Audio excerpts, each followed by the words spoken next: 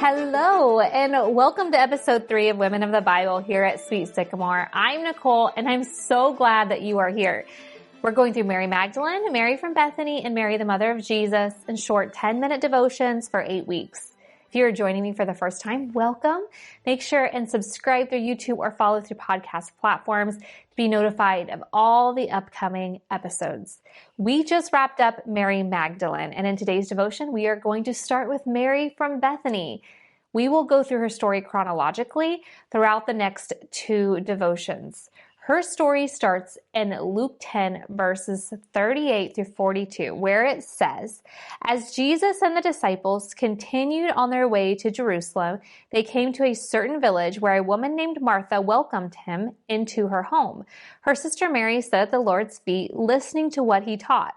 But Martha was distracted by the big dinner she was preparing. She came to Jesus and said, 'Lord, doesn't it seem unfair to you that my sister just sits there while I do all the work? Tell her to come and help me.' But the Lord said to her, 'My dear Martha, you are worried and upset over all these details. There is only one thing worth being concerned about, and Mary has discovered it, and it will not be taken away from her.'" Now we are going to speak about Martha on another occasion in another devotion. Today, I want to speak primarily about Mary and what we can gather from her. It may actually surprise you that Mary was the one forsaking her duties in this story. Martha was following the protocol, the tradition of the day, which was for the women to cook and prep and serve the food while the men sat and discussed important matters. Women were not allowed in intense religious conversations. But here in the scriptures, we actually see that not only was she there, but she was listening to what Jesus taught. We also see that Jesus was encouraging her to sit, and he wanted her to be there. Martha was worried about so much, but Jesus said there is only one thing worth being concerned about, and Mary has discovered it. So what is it? What had Mary discovered? Tell us, Jesus, tell us.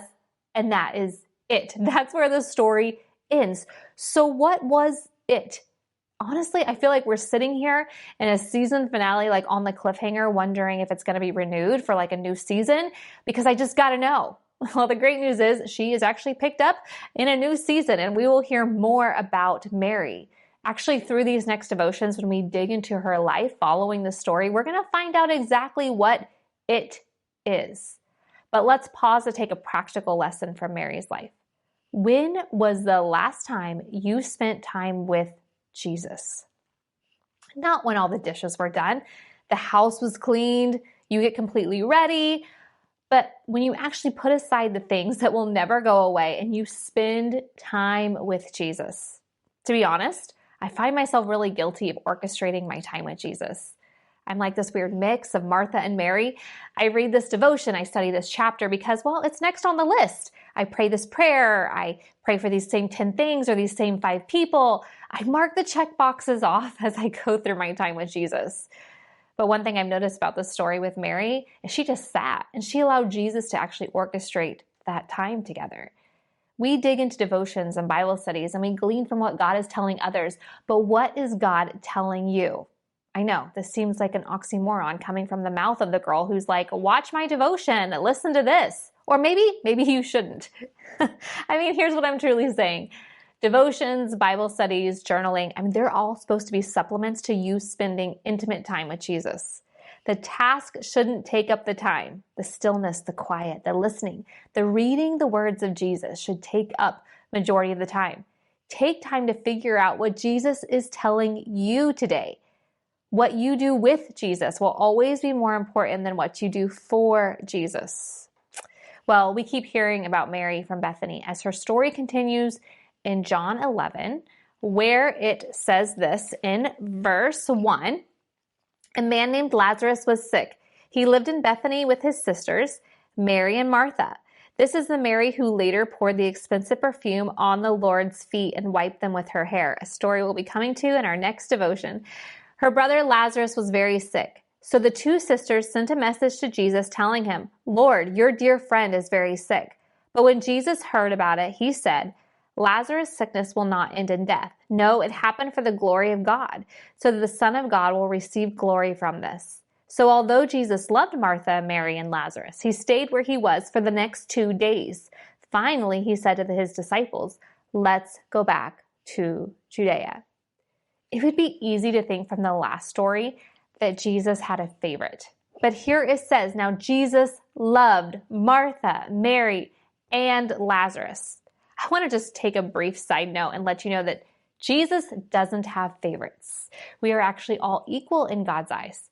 Some live a little closer to him, more at his feet. Some are maybe those people just getting stuff done, but he actually doesn't have favorites. In fact, in the story coming up, we actually see that Martha gets more one-on-one time with him than Mary does.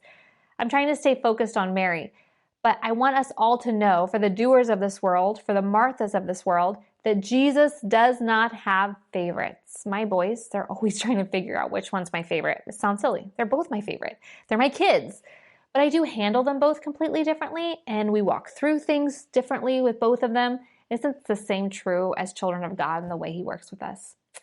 But Mary and Martha may be thinking Jesus doesn't even like them at this point, let alone a favorite, because Lazarus is dying and Jesus is 20 miles away. And it says here in the scriptures that he stayed.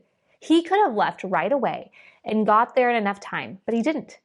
So if we skip to verse 17, it says, when Jesus arrived at Bethany, he was told that Lazarus had already been in his grave for 4 days. Bethany was only a few miles down the road from Jerusalem, and many of the people had come to console Martha and Mary in their loss. When Martha got word that Jesus was coming, she went to meet him, but Mary stayed in the house. Mary stayed. That's very important. Why? Why would Mary stay? Well, remember, Martha is a doer. She gets things done. Remember, Mary is the thinker. The scriptures tell us that Jesus was really good friends with Lazarus, Mary, and Martha. They were probably the closest he had to family. He spent a lot of time in their home. Martha is running. Mary is staying put, most likely with her own thoughts. Where are those thoughts? Perhaps they were, you didn't come. I sat with you. I broke protocol for you. We're friends. Like, there's legit love between you and I. And you didn't come. History tells us that in protocol that you would never run or even go to a rabbi or teacher unless called for. Mary did not adhere to tradition and protocol by sitting at Jesus' feet, but here, Mary adheres to tradition and protocol, and Martha breaks it by running and going to Jesus uncalled. So what is going on with our sweet Mary? Okay, I'm going to have to leave you on not just one, but actually 2 cliffhangers this week. But hopefully it will keep you coming back for more next week as we really discover the answers to these questions. For now, grab those girlfriends or maybe just some one-on-one time with God, and I invite you to answer the following questions. The first one is this: when was the last time you spent time with Jesus? Not discovering what God has to tell somebody else, but what he has to tell you. Truly listening to him in those quiet moments, reading his word.